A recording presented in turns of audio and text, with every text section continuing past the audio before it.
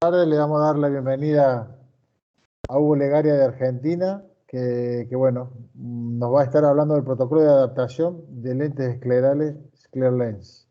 Así que bueno, bienvenido Hugo y muchas gracias por estar. Es todo tuyo. Adelante, por favor. Bueno, muchas gracias Agustín.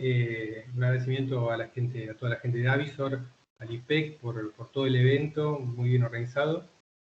Y bueno, en esta presentación yo voy a hablar un poco sobre filosofía de adaptación de lentes esclerales, para dar los conceptos iniciales de las cosas que hay que tener en cuenta antes de adaptar una lente y durante el proceso de adaptación. Y después voy a hablar ya específicamente del diseño SclearLens del laboratorio GEPERN y las pautas para llevar adelante toda la adaptación con este modelo. En líneas generales, a diferencia de las lentes de contacto convencionales rígidas, corneales, las lentes esclerales, digamos, se diferencian fundamentalmente porque aterrizan, apoyan en la esclera y se levantan sobre el limbo, haciendo como un sobrevuelo que no tiene contacto con la córnea. Ni la córnea ni el limbo son los que tienen que tener contacto con la lente. Debido a ello, las lentes esclerales tienen tres secciones, simplificándolo. Una sección que va a ser la de adaptación, la que va a aterrizar sobre la conjuntiva, que es la que estamos viendo acá pintada en color gris medio celeste, la que está más cerca del borde.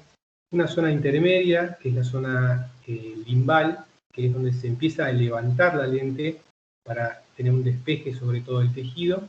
Y después la zona corneal, que es la que va a estar sobrevolando toda la superficie de la córnea. Acá se aprecia en un corte sobre una tomografía de coherencia óptica cómo sería el funcionamiento, cómo calza una lente de tipo escleral, que se ve un aterrizaje bien cercano al limbo, pero tratando de que no se toquen, tiene que tener una pequeña elevación, y después la separación que vemos que tiene sobre la córnea va a ser más regular o menos regular, más pareja o menos pareja, de acuerdo al nivel de ectasia que tenga esa córnea. En una córnea regular vamos a tener un perfil de separación bastante homogéneo a lo largo de toda la superficie, y en las córneas ectásicas, como es esta que estamos viendo, tendremos zonas con menor separación y con mayor separación. Después nosotros vamos a tratar de lograr dentro de lo posible que ese espacio que queda de separación sea lo más homogéneo posible. ¿Cómo se observa una lente escleral en el ojo? Como la que estamos viendo aquí. Un poco más grande que una lente blanda.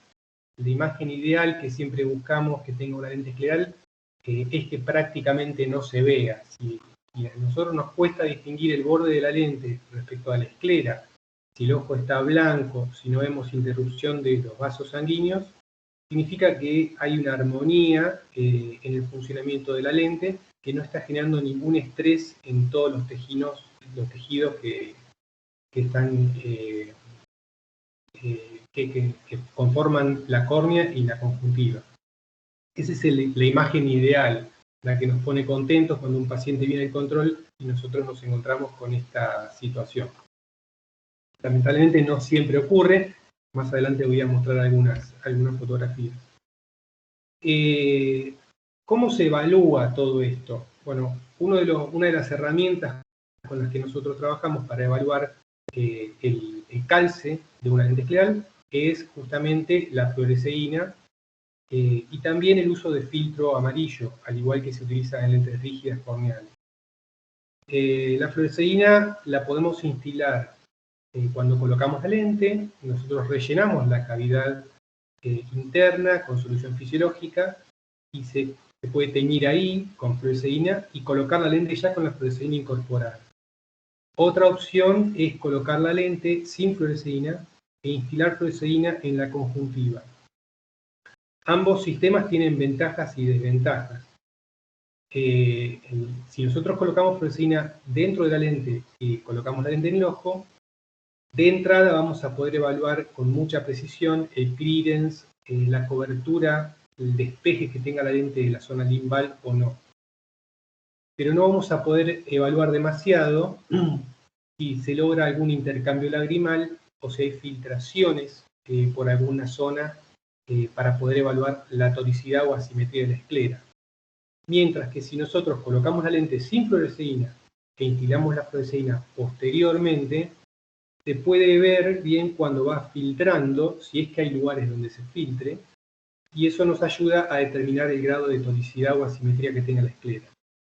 Entonces, son dos técnicas que se pueden usar incluso en un mismo paciente. Uno puede utilizar una técnica, quitar la lente y probar con la otra técnica para evaluar distintas cosas. El uso de un filtro amarillo es súper relevante, en particular para poder determinar con más precisión si la lente está tocando o no está tocando la zona del limbo, ya que ahí normalmente tenemos una separación entre la lente y el limbo que puede rondar las 30, 50, 70 micras, y en contraste con el resto de la zona central, que usualmente tiene mayor espesor, a veces da la impresión de que no tuviera fluoresceína, que no hubiera líquido, porque se ve mucho más claro que el verde de la zona central.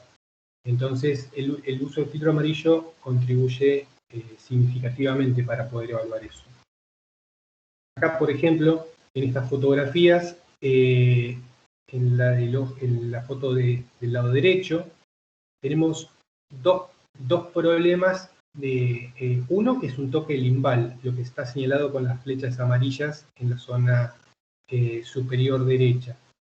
Y del lado izquierdo, en esa misma fotografía, lo que está señalado con una flecha colorada, es simplemente una sombra, porque el círculo de iluminación de la lámpara hendidura terminaba ahí.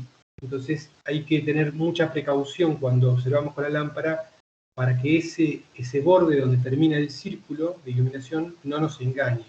Si tenemos una lámpara con mucha potencia y podemos usar el difusor, puede ayudar, pero a veces cuando utilizamos el difusor nos apaga bastante la luz y no es tan fácil de ver, así que depende un poco del tipo de lámpara con el que estemos trabajando. Bien, evaluando el clearance, lo que llamamos el clearance, que es el espesor, la separación que hay entre la córnea y la lente. Eso se evalúa mediante un corte óptico que hacemos con la lámpara hendidura, haciendo un ángulo entre el punto de iluminación y el punto de observación, que puede oscilar en los 45 o 60 grados. Cuanto más inclinados estemos en el punto de observación respecto al punto de iluminación, mayor perspectiva vamos a tener y mayor se va a hacer más visible el espesor de la córnea, el espesor del clearance y el espesor de la lente.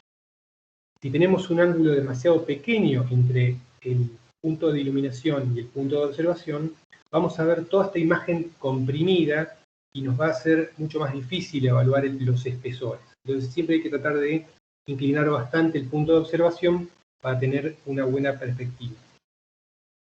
En estas tres imágenes tenemos córneas con distintos tipos de problemas, todas ectasias. En la primera a la izquierda tenemos un clearance óptimo en el centro, pero muy excesivo abajo.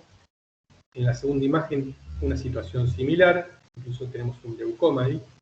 Y la tercera imagen a la derecha, que se trata de una degeneración pelúcida, se ve muy clarito cómo tiene un engrosamiento del clearance en la zona intermedia superior y un adelgazamiento en la zona inferior, donde justamente está la parte más curva de esa córnea.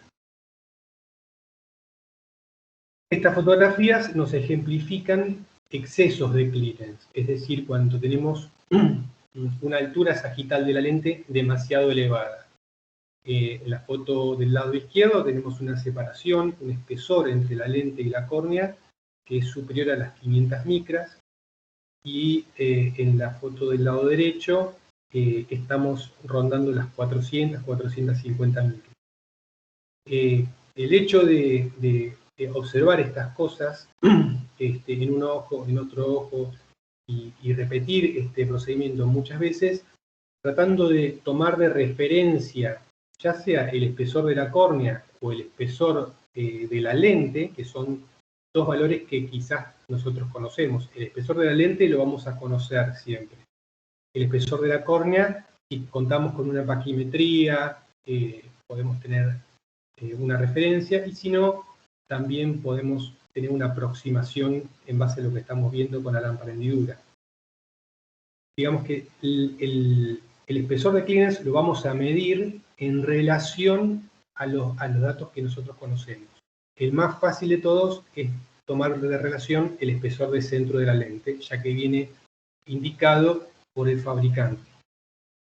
Generalmente estas lentes, todas las lentes esclerales que sean neutras o en potencias negativas, rondan entre las 300 o 350 micras.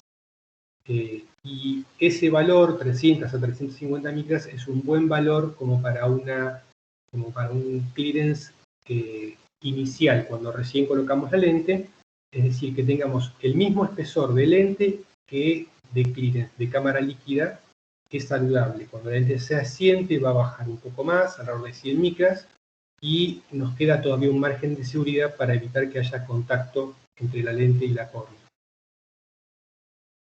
Lo que estamos viendo son las situaciones ideales. Así como antes mostraba exceso, acá estamos viendo adaptaciones óptimas de clearance. Se puede evaluar el clearance con fluoresceína y sin fluoresceína. Obviamente es más sencillo, se hace más visible con fluoresceína. Sin embargo, cuando nosotros hacemos un control, cuando el paciente viene a control a la semana, 15 días, cuando lo estemos evaluando, y necesitamos verificar cómo está funcionando la lente, si nosotros retiramos la lente para colocarle fluoresceína y la volvemos a colocar, nos perdemos de analizar cuál fue el asentamiento que tenía la lente con muchas horas de uso, ya que cuando coloquemos la lente va a quedar otra vez más separada. Por ese motivo, siempre es bueno tratar de agudizar la visión y poder medir el clearance incluso sin fluoresceína, como estamos viendo en la fotografía del lado izquierdo. La clave para poder tener esa imagen, para poder distinguirlo adecuadamente, es que la lámpara hendidura esté trabajando a potencia máxima de luz blanca y que la hendidura esté extremadamente cerrada, prácticamente a cero.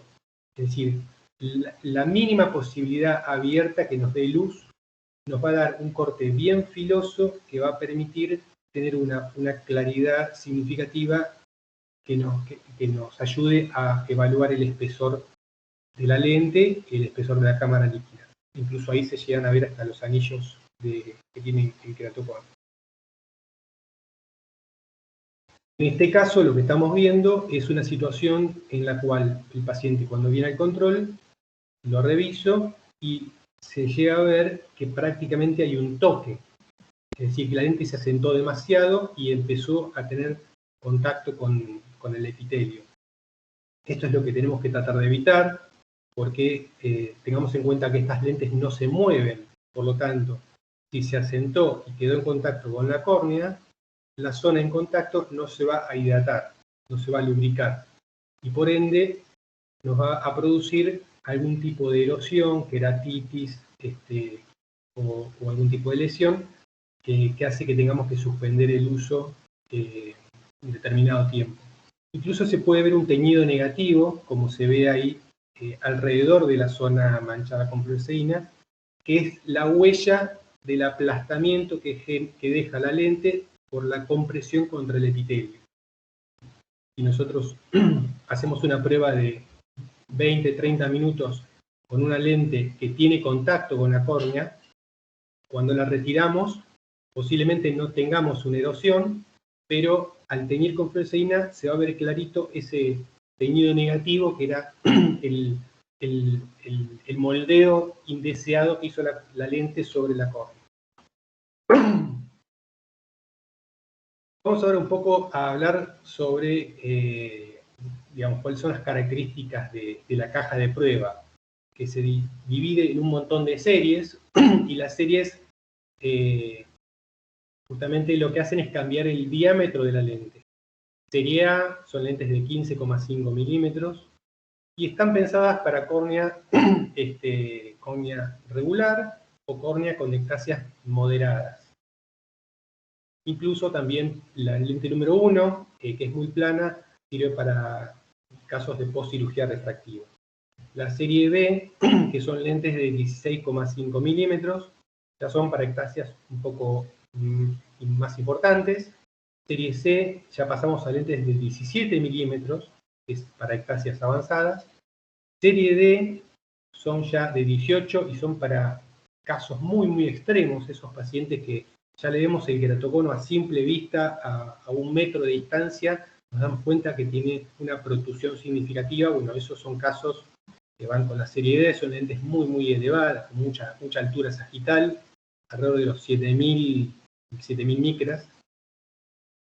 Después tenemos 3 lentes con geometría revertida que pueden servirnos tanto para casos de post-cirugía refractiva como post-trasplante o en algún tipo de degeneración pelúcida que tenemos una protrusión significativa y un aplanamiento superior, también pueden ayudarnos. Y también contamos con una lente deapticatórica que puede ser de utilidad para definir cuáles son los ejes donde se estabiliza la lente, o si tenemos una toricidad escleral significativa y no podemos evaluar bien con una lente esférica, esa lente nos puede ayudar a resolver esa situación. ¿Cómo definimos cuál es la lente que voy a probar en un paciente? Así como cuando adaptamos lentes rígidas corneales, nosotros nos guiamos por la queratometría o por la topografía para definir la curva base que vamos a adaptar. En el caso de las esclerales, no nos importa tanto la curvatura de la córnea, sino la protrusión, la altura sagital que tenga toda la córnea. ¿Por qué digo esto? Porque la curva base de la lente no necesariamente tiene que guardar una relación de acuerdo a la curva, al radio de curvatura central de la córnea. Podemos adaptar una lente con una curva muy plana en una córnea que sea muy curva, porque de todas maneras la lente no va a tener contacto con el tejido. Entonces incluso podemos jugar generando una lente líquida con potencia negativa elevada para poder neutralizar mayor potencia y que la lente que estamos haciendo tenga menor potencia. Eso lo voy a explicar un poquito más adelante. Pero digamos que para tener una referencia, una simplificación, acá estamos viendo arriba todos cortes de tomografía de coherencia óptica de distintos tipos de características de ojos. La primera, a la izquierda, la verde, es una córnea regular, que normalmente vamos a poder adaptar córnea regular con la lente número 2 de la caja de prueba, que tiene una sagita de 4170 micras. Después, ectasias moderadas, queratoconos grado 1, grado 2. Podemos iniciar la prueba con la lente número 3 de la caja de prueba. Ectasias medias, que sería la tercera imagen, con la lente número 6, que tiene 5000 micras ya de altura. Ectasias avanzadas 8, la lente número 8. Ectasia extrema 10, que bueno, se ve claramente ahí la tomografía que es muy protruida esa córnea.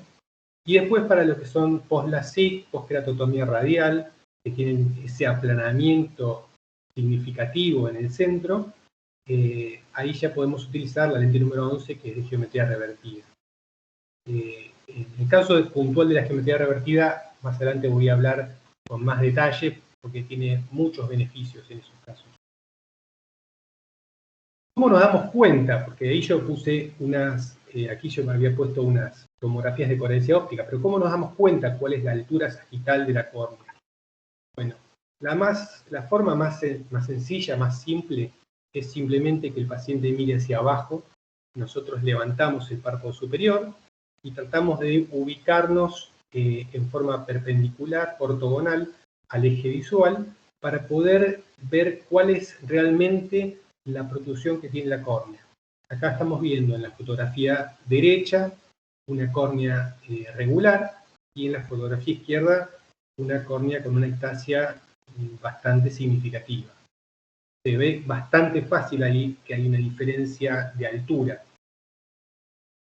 Obviamente cuando uno comienza no es sencillo identificar exactamente cuántas micras es lo que representa la imagen que estamos viendo. Entonces siempre es práctico, apenas uno empieza a trabajar con este tipo de lentes, poder probarle lentes a todo el paciente que uno vea para poder ir familiarizándose y ya hacerse un esquema de trabajo en el cual uno vaya identificando, es como que va agudizando la visión y va empezando a ver las distintas alturas y ya uno dice, bueno, voy a probar la lente número 5 porque acá creo que va a andar. Este proceso no lleva mucho tiempo, generalmente luego de 2-3 semanas de estar jugando con pruebas con distintos tipos de ojos, uno ya está en condiciones de probar una o dos lentes y ya dar con la tecla, con la lente que necesito para poder evaluar la altura sagital. Otro método que hay para poder evaluar esto es ver el paciente desde el costado, abrir ambos párpados y poder mirar cuánto es realmente la protrusión que tiene. Entonces, como mencionaba antes, tenemos series A y series B para córneas regulares, serie A, y ectasias moderadas, y serie B, que son las lentes de 16,5 milímetros, para ectasias medias. Y para los casos avanzados, como el de la fotografía, tenemos ya las lentes que van con 17 milímetros de diámetro a 18. En la caja de prueba, todas las lentes están diseñadas de tal manera que cuando uno pasa de un número al siguiente, supongamos de la lente número 1 a la número 2, la ságita se incrementa en 200 micras. Entonces eso nos da una idea, digamos, si yo coloco una lente de prueba y veo que tiene toque, bueno, puedo probar la que le sigue, o si el toque era extremadamente significativo, puedo saltarme la que sigue y probar la otra. Entonces ahí aumento 400 micras la ságita. Y de igual forma, si coloco una lente y me quedo con un clearance de 500, de 600 micras, bueno, yo sé que no hace falta probar la que le sigue hacia atrás, sino que puedo bajar dos lentes de la caja prueba para obtener un clearance óptimo. Ahora sí, en relación a lo que mencionaba antes de la geometría revertida, en el set de prueba contamos con 3 lentes. La lente con curva base 9,5, que tiene una ságita de 4144 micras, es una lente que funciona muy bien en casos de post-LASIK. Tengamos en cuenta que la mayoría de estos pacientes se operaron de miopía, generalmente, y nos encontramos con curvas de curvaturas centrales de córnea con valores muy planos. Pueden ser 9 milímetros, 9,20, 9,50, 9,80, 10. Yo he tenido casos con curvaturas de 11 milímetros de curvatura en el centro. Entonces, si nosotros utilizamos una lente con geometría prolata, como son el resto de las lentes de la caja de prueba, lo que nos vamos a formar es un menisco líquido entre la córnea y la superficie posterior de la lente, que nos va a obligar a tener que incorporarle a la lente una potencia negativa muy alta, porque el menisco líquido que se forma es positivo. Entonces formamos un menisco líquido positivo, después la lente hay que ponerle una alta graduación negativa y todo ese combo óptico genera un deterioro en la calidad visual e incluso puede generar algún tipo de edema, porque tengamos en cuenta que tenemos un incremento de espesor de la lente por la alta potencia negativa y tenemos un exceso de clearance por el menisco líquido positivo que se formó en el centro. Todo eso afecta a la transmisión de oxígeno que tiene la lente. Utilizando una lente de geometría revertida, nosotros podemos lograr que la curva interna de la lente sea más pareja, más similar a la curva central que tiene, a la curvatura central que tiene la córnea postquirúrgica, y por lo tanto que la potencia final que haya que incorporar al lente sea menor. Así logramos menor espesor de lente, menor espesor de clearance y más oxigenación. Las lentes con curva 930 y 9 ya tienen alturas sagitales mayores e incluso mayor diámetro, y esas están diseñadas, enfocadas en casos de trasplante corneal o en otro tipo de ectasias en donde nosotros igualmente necesitemos utilizar una curva plana en el centro. Pero ya no son lentes para probar en córneas postquirúrgicas porque van a tener una altura demasiado excesiva y no nos va a servir por el exceso de clearance. Bien, vamos ahora a los pasos para definir los parámetros de la lente que vamos a ordenar al laboratorio. Primero, evaluamos el espesor de cámara líquida. El punto crítico acá, cuando uno hace la prueba, es lograr que la lente que yo coloco, con la que voy a hacer la sobrerefracción, tenga el clearance lo más ideal posible. Si yo hago la prueba con una lente que tiene un clearance de 500, de 600 micras, voy a tener errores en la refracción y además la calidad óptica, la calidad visual que va a obtener el paciente se va a ver deteriorada.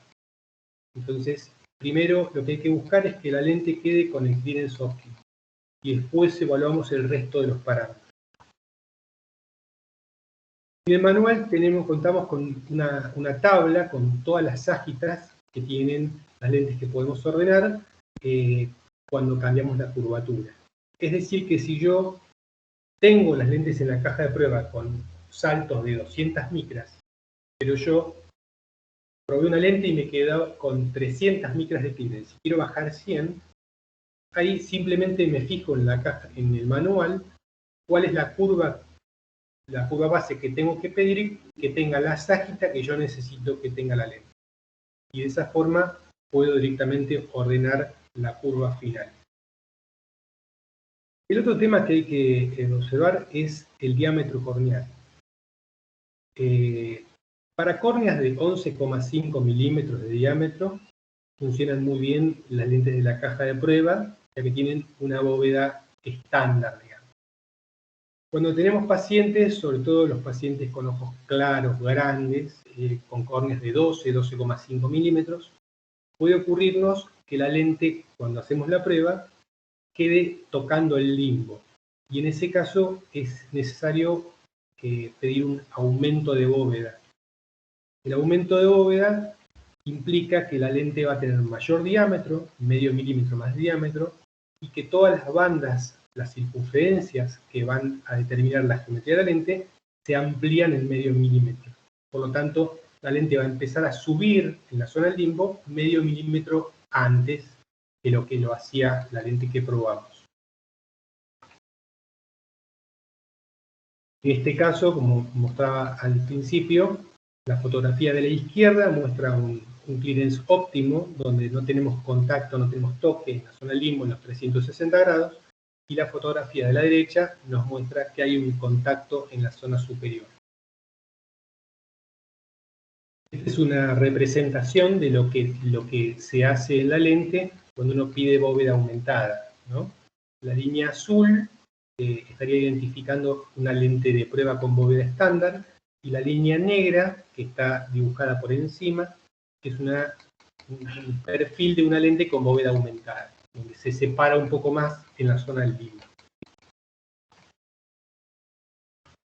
Para que la lente que yo ordeno con bóveda aumentada se comporte con el mismo clearance central que la lente que yo probé, hay unas tablas de equivalencia que me ayudan a hacer estos cálculos.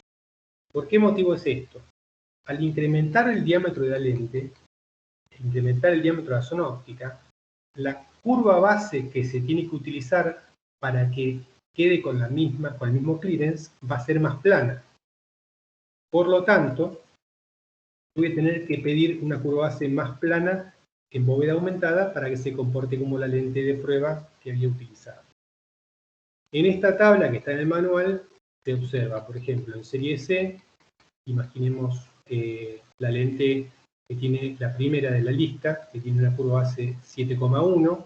Si yo probé esa lente y veo que tiene toque limbal y quiero pedirla con bóveda aumentada, en lugar de pedir curva base 7,1, tendré que pedir curva base 7,6.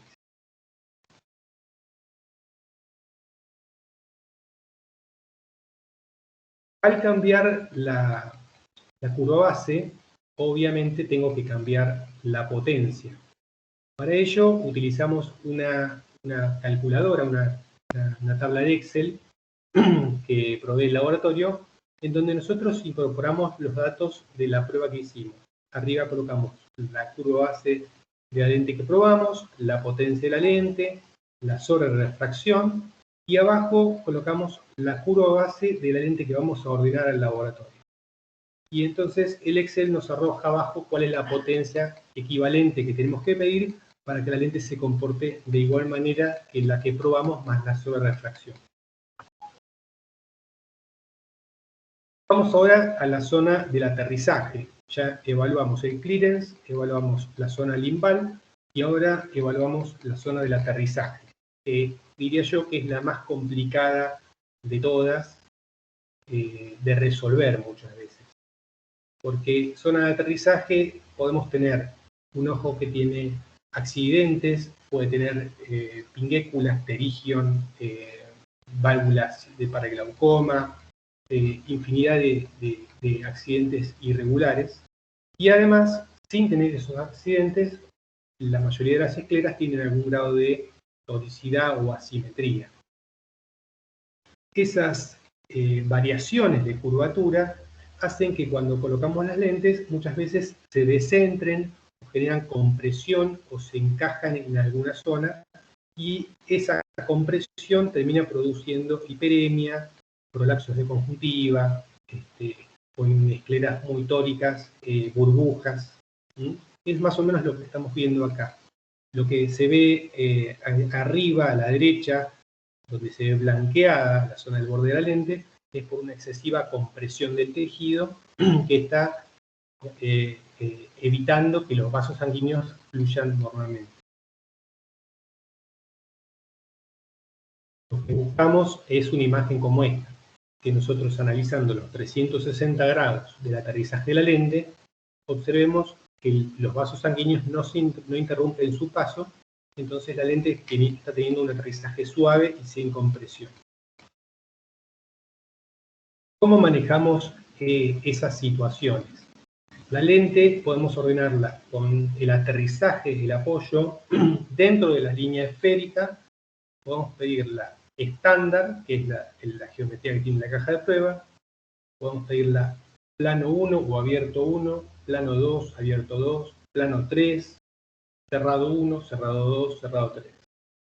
Cada paso de estos que nosotros modificamos altera, según la serie, entre 50 y 90 micras, es lo que va levantando la superficie a la zona del aterrizaje. ¿Qué pasa con los casos donde tenemos una conjuntiva con un grado de toricidad significativo? Son los principales causantes de las lentes descentradas. En este caso se puede ver el lado izquierdo una simulación de cómo calza en el eje más plano, en 180 grados, una lente de apoyo esférico, y la tomografía que vemos del lado derecho es el mismo ojo, pero con el corte vertical. Como es mucho más cerrada la conjuntiva en el eje vertical que el horizontal, la lente termina quedando con los bordes en el aire. Eso es la teoría de lo que estamos viendo en el dibujo. En la realidad, la lente se cae hacia abajo, se encaja en hora 6 y en el borde superior se levanta levemente. Ese borde superior que queda levantado facilita el ingreso de burbujas, detritos, que se ensucie el líquido que está en la cámara líquida, trae una serie de complicaciones. Por eso es muy importante tratar de evaluar la geometría de la esclera en la prueba y ver si tenemos que pedir una lente con óptica tórica o óptica esférica. Cuando hablamos de una lente con áptica tórica, lo que significa es que va a tener dos alturas sagitales. En un eje, el eje plano, va a tener la menor altura, y en el contraeje va a ser más cerrada la lente, y por tanto va a tener un incremento de sagita. Generalmente, en la gran mayoría de los casos, la toricidad de la esclera se da a favor de la regla. Es decir, que el eje horizontal suele ser más plano y el eje vertical más curvo. Hay excepciones, a mí me ha tocado algunos casos con toricidad escleral en contra de la regla, pero también hay toricidades oblicuas, pero digamos que la gran mayoría suelen ser a favor de la regla. Cuando nosotros vamos a ordenar una lente con áptica tórica, podemos combinar los aterrizajes que mencionaba antes para generar esas diferencias de sagita. Por ejemplo, uno puede pedir una lente con áptica tórica apoyo plano 1 o plano 2 y en el contraeje estándar o cerrado 1 o plano 1 o lo que quiera. De la diferencia de lo que nosotros pidamos en un eje respecto al otro, vamos a ir generando mayor o menor toricidad de acuerdo a lo que hayamos observado en la prueba clínica. Las lentes con áptica tórica vienen con dos grabados, uno en el eje más plano de la lente, un grabado con fresado, que nos ayudan, una vez que colocamos la lente en el ojo, verificar cuál es el eje más plano de la esclera. La lente se va a rotar automáticamente y va a posicionarse en donde está el eje más plano de la esclera. Esas marcas son de mucha utilidad, especialmente cuando tenemos astigmatismos residuales. Si nosotros necesitamos corregir un astigmatismo residual, es de gran relevancia tomar nota en cuál eje se está estabilizando la lente con áptica tórica para después hacer la compensación de rotación cuando pedimos la lente con el cilindro refractivo agregado. Es un pequeño software que también dispone GPERM, con el cual podemos incorporar el eje del cilindro refractivo, el eje donde se estabilizan las marcas del eje más plano de la lente, y nos arroja como resultado en qué ángulo tenemos que pedir el cilindro para que cuando la lente se rote al eje donde se estabiliza, se comporte como nosotros estamos deseando, que corrija, digamos, el cilindro deseado. Bien, vamos a la parte del análisis visual de la esclera, ya que hay métodos para medir la toricidad de la esclera de forma más precisa, mediante tomografía de Scheimpflug o con tomografía de coherencia óptica, pero digamos que la mayoría de nosotros trabajamos con lámpara de hendidura, con equipos muy sofisticados y muy costosos que no los tenemos siempre a nuestro alcance.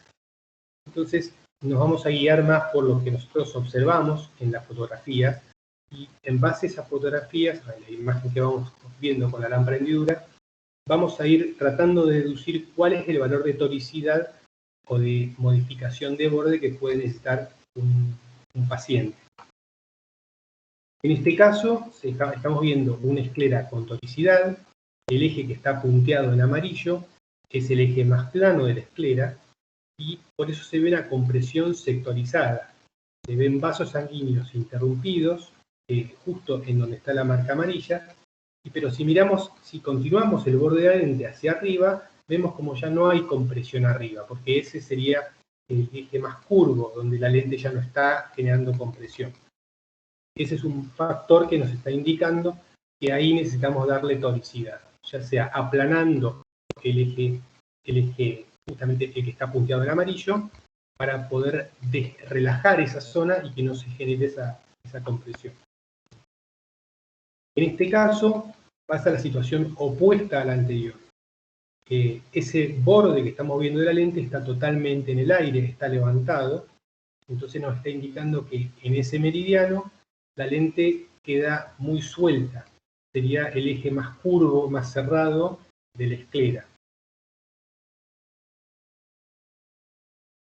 Una forma de visualizar esto más sencillo es tratando de capturar la imagen completa del ojo.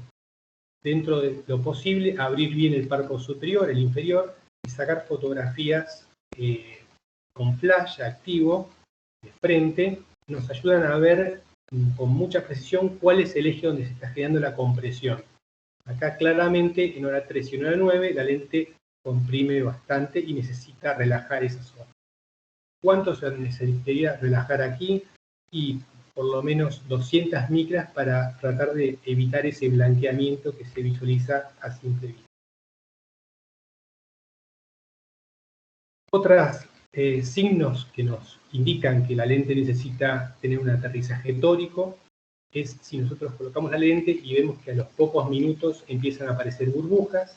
Eso ya nos está indicando que la lente en alguna zona tiene un borde levantado y por lo tanto a medida que el paciente va parpadeando se van filtrando esas micro burbujas que después se van uniendo y van creando una burbuja más grande. Podemos rotar el punto de observación de la lámpara hendidura prácticamente a 90 grados respecto al ojo, y ahí se puede ver con más facilidad, como está indicado con la flecha colorada, cómo está el borde levantado. Tengamos en cuenta que el borde de las lentes tiene un espesor de alrededor de 150 micras. Entonces, se puede tomar como referencia para hacer la comparación de cuánto está de separado el borde de la lente, el borde de la conjuntiva, para poder intuir cuál es el valor de toricidad que puede ser necesario en ese caso. Otra imagen de borde levantado en el eje más curvo.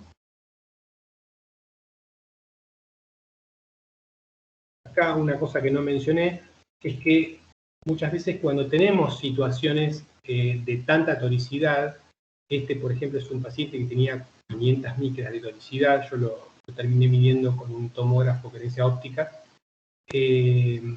no solamente no es suficiente aplanar uno de los dos ejes, sino que tenemos que cerrar el contraeje.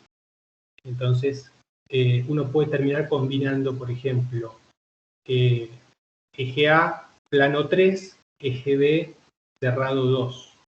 Entonces, se genera más toricidad, no solamente por relajar uno de los ejes, sino por cerrar el contraeje, que juntamente son estos que tienen el borde levantado.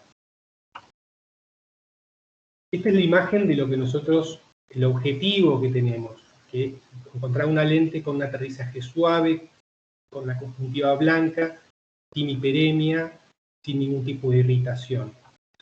Caso ideal, viendo en cualquiera de los 360 grados que tenga ese aterrizaje. Y si podemos llegar a la situación en la cual nosotros quitemos la lente del ojo y no quede ninguna huella, esa es la situación ideal de todas, donde tenemos un ojo que está funcionando en forma armónica con la lente sin ningún tipo de compresión. Bueno, creo que un poco, para no excederme mucho de tiempo, ese es un resumen de cómo funciona el sistema de lentes Clearlens. Hay mucha más información, pero sería muy extenso, pero una base como para dar una introducción al sistema. Espero que les haya resultado de interés. Perfecto, bueno, muchas gracias, Hugo. Vamos a ver si hay alguna consulta de los participantes de la presentación. La verdad que completo todo el análisis de cómo adaptar el escleral, ¿no? Obviamente hay muchos más aristas para discutir, pero vamos a estar toda la tarde quizás. Yo no sé si alguien quiere levantar la mano, alguna consulta que tengamos por ahí. Roberto, no sé si tenés algo por YouTube o de alguien que se haya contactado por otro medio contigo. Pero bueno, yo no estoy viendo por ahora ninguna consulta. A ver, vamos a ver.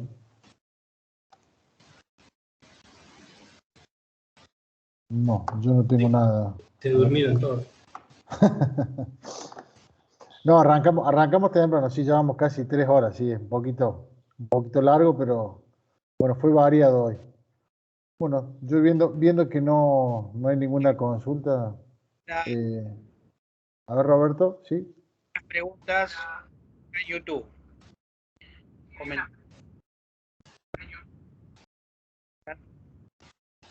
No se te escucha bien, Roberto. Tamara Sosiuk. A ver, ahí me escuchan. Ahí sí. Tamara Sosyuk dice, buenas tardes. Para mantener la integridad corneal en el uso de lentes de EMA convencionales, ¿cuántas horas se recomienda como máximo? Muchas gracias, excelente la charla. El lentes de EMA me parece que es una pregunta que estaba enfocada para la presentación que dio Patricia, ¿no? A mí también me parece que debe ser para... Seguramente. Hola, quizá la podemos contestar. Porque qué bueno. Normalmente 12 horas es lo que va a depender de cada paciente. Entonces 12 horas es algo normal, hay gente que la tiene que usar 8, hay gente que la tiene que usar justamente 16, tiene necesidad de usarla y la usa. Entonces ahí vamos observando con cada uno qué es lo que ocurre. Perfecto. También sí son para Patricia. Otra más, Eli Dostal. Buenas tardes, quisiera saber si me puede recomendar, Patricia, dónde comprar fluoresceína. No sé de qué país será la persona. No, y bueno, la fluoresceína la que estoy utilizando yo es la en tiras que vienen ya, son las importadas, que bueno, acá la comercializan, no todos, sino que alguien me las consigue, así que directamente es donde Sí. las tengo. Son tiras que vienen de 100 y ya evito contaminaciones y todo eso. No sé, Hugo, qué es lo que estás utilizando. Yo tengo tiritas que le compré a GPERM, que lo que pasa es que como cuesta mucho que ingresen, cuando ingresaron compré como 8 cajas y bueno, tengo. Claro, eso iba a decir, hay países donde no, hay momentos que no se consiguen y por ahí nos preguntan, ¿no? De Perú o de Colombia, inclusive a veces de Ecuador, ¿dónde conseguir fluoresceína? Ahí veo que Isela ha levantado la mano si quiere hacer una consulta. Sí, muy buenas tardes a todos. Les saludo desde Guatemala. No sé si me escuchan. Perfecto, te escuchamos. Sí, quería hacerle una consulta, muy buena exposición. Primero, felicitarlos. Y lo siguiente es, había hablado sobre el diámetro corneal de los lentes. Cuando son pacientes de ojos claros o grandes, había dicho que puede tocar el limbo. Entonces, ¿es bueno pedir un aumento de bodega o aumento de diámetro? Eso fue lo que no mucho le comprendí, si es tan amable de explicarme nuevamente. Gracias. Sí, cómo no. La mayoría de los pacientes con ojos muy claros generalmente tienen un diámetro de córnea un poco mayor que el que tenemos nosotros con ojos oscuros. En el caso puntual de lo que yo hablé ahora en la presentación, que estaba hablando del diseño de GPERM, de SclearLens, ese diseño funciona con distintos tamaños de bóveda y esos tamaños de bóveda determinan el diámetro que va a tener la lente.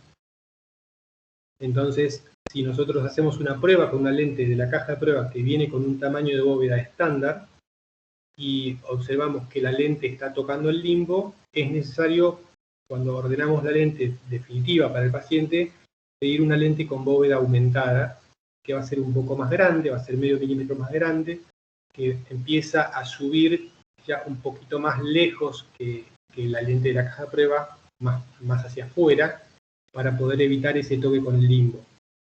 Después, bueno, en Guatemala probablemente consiga lentes esclares de algún otro fabricante y en ese caso, si la lente del diámetro que esté probando tiene toque en el limbo, probablemente tenga que pedir alguna característica que le permite resolver ese problema, que puede ser cerrando la zona limbal o con lentes de mayor diámetro.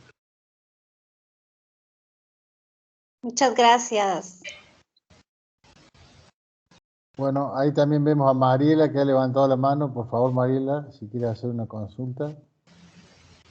Sí, hola, buenas tardes, Hugo. Encantada, como siempre, con las charlas y el asesoramiento tuyo.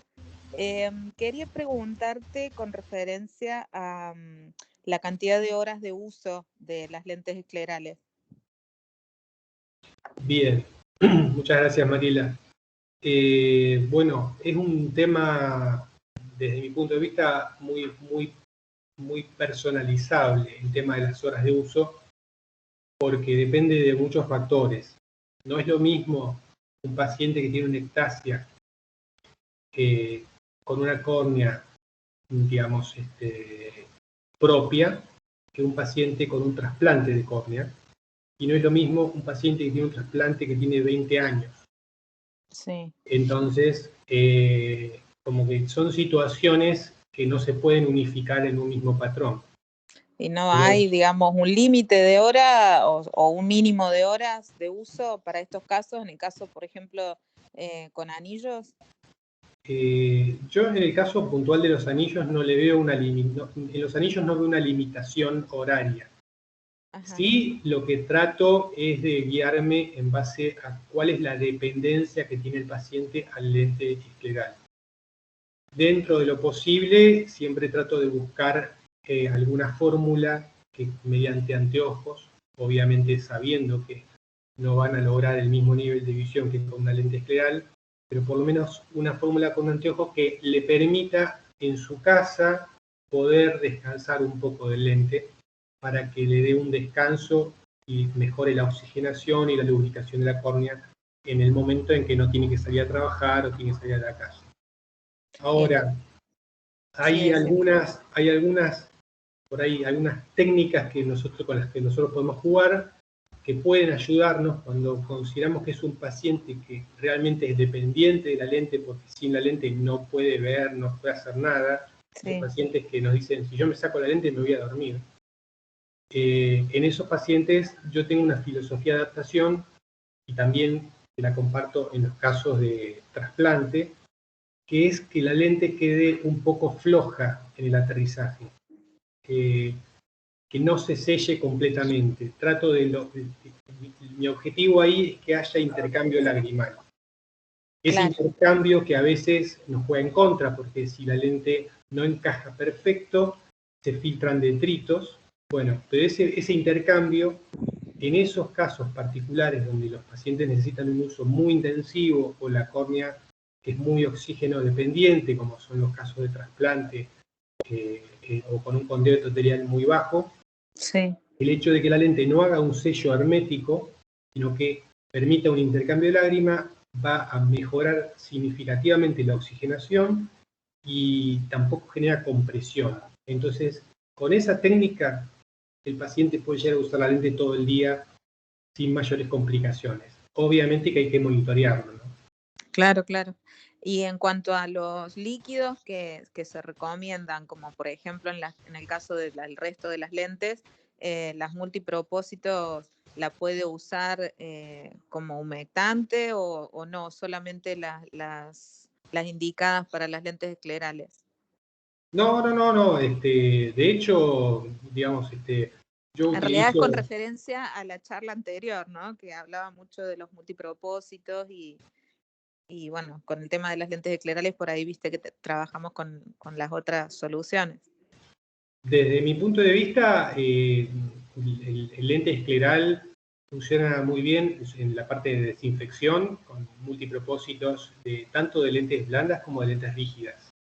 Y ahí a demanda, no hay problema.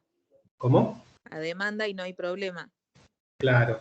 E incluso a veces uno tiene que ir probando distintas fórmulas, porque la interacción del material del lente con el tipo de lágrima y el estado de la conjuntiva del paciente hace que a veces un determinado agente humectante que tiene una solución de determinada marca funciona mejor en un caso y en otro caso, en otro paciente, quizás es otra la fórmula que nos da un buen rendimiento. Entonces, claro, mejor rendimiento. Como que soy muy flexible en ese aspecto. Está bien. Digamos. Perfecto.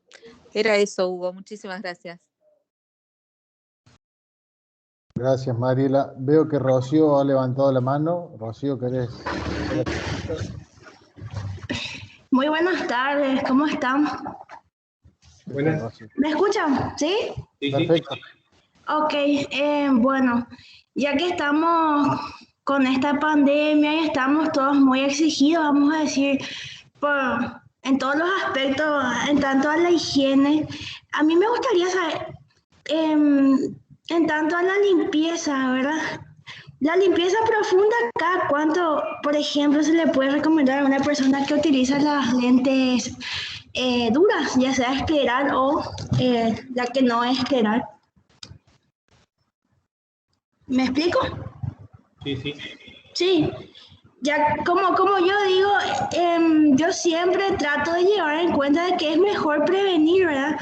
Y en tanto a la limpieza, ¿verdad? Me gustaría que me den algunos tips para poder también llevar en cuenta con las personas que atendemos, ¿sí? Bien. Un poco también, como mencionaba en el caso anterior, es algo personalizable eso, porque no todos los pacientes son igual de cuidadosos con la limpieza de sus lentes, ni cuidadosos con el manejo, el manipuleo de las lentes, ni con su higiene personal. Entonces, es un poco una combinación de todo eso lo que se busca. En lo que respecta a limpieza profunda, no sé si vos estás refiriéndote a una desproteinización mediante pastillas enzimáticas o una limpieza en laboratorio. Rocío. Puede ser quizás, Rocío, por lo que dijo Natalia en la charla anterior, quizás con el sistema peróxido. Pero bueno, es como dice Hugo, depende mucho del paciente y los modos de uso que tiene y también el tipo de lágrima, el tipo de lente. En el caso del peróxido, muchos lo han recomendado para el uso en temas de COVID, pero siempre puede ir acompañando también, como dijo Hugo, la enzimática una vez a la semana, o en algunos casos el sistema peróxido una vez a la semana y siempre el multipropósito todos los días, ¿no es cierto? Pero bueno, todo depende también de cada caso, cada usuario y no sé si esa era tu consulta, Rocío, no sé si te tenemos por ahí todavía.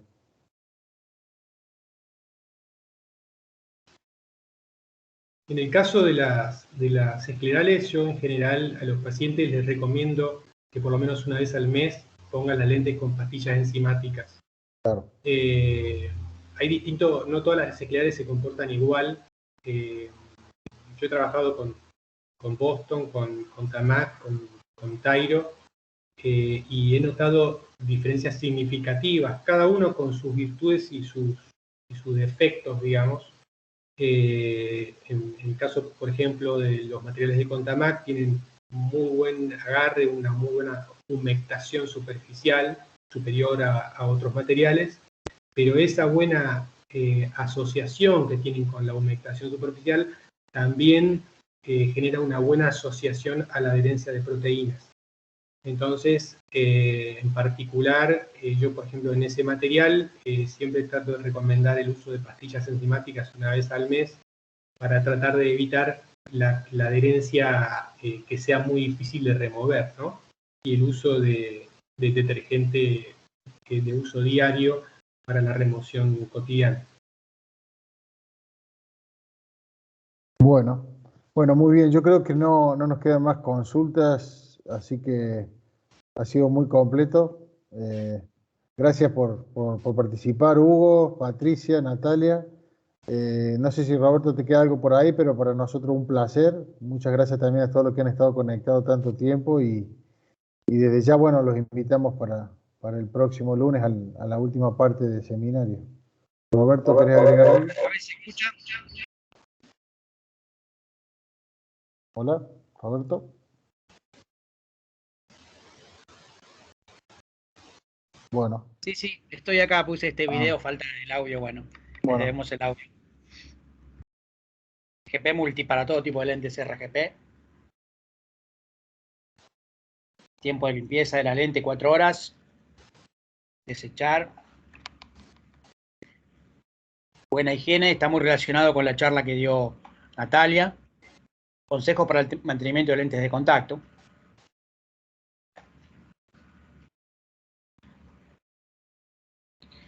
Bien. Soluciones de mantenimiento para lentes rígidas, Avisor.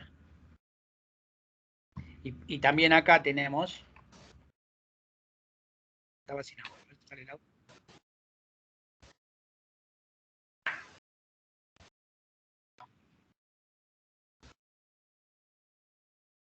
Soft, la solución única con máxima eficacia en desinfección para plantas de última generación.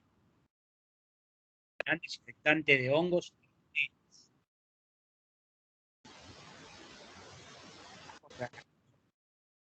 Activa, como decía.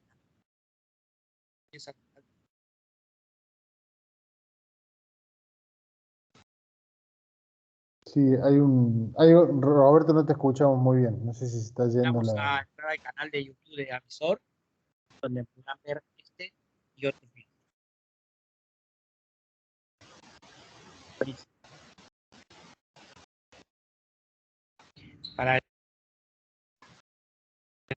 Para el lunes a ver si ya tengo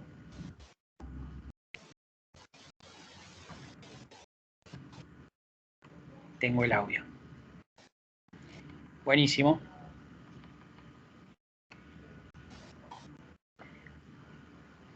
Listo, Agustín. Nos despedimos. Bueno. Gracias, Hugo. Muchas gracias, Hugo. Muchas gracias. Un placer. Gracias, GP, a Patricia, a Natalia. Y bueno, los invitamos a todos para seguir el lunes 2 de agosto en el seminario. Gracias, hasta el lunes. Gracias. Adiós. Adiós. Chao a todos, gracias. Chao, Roberto. Un abrazo. Aquí está el programa del lunes. Nuevas herramientas para la adaptación del lente GP en casos complejos. Software Simulenco y lente escleral Sagittarius. Diego Camacho de Uruguay. Optic HD, adaptaciones en alta definición y biocompatibilidad. Licenciado Osvaldo Solís de Argentina. Y una charla también muy interesante, blefaritis y ojo seco, dictada por la doctora Gabriela De Feo, oftalmóloga de Uruguay. Gracias. Gracias. Un abrazo. Chau, chau.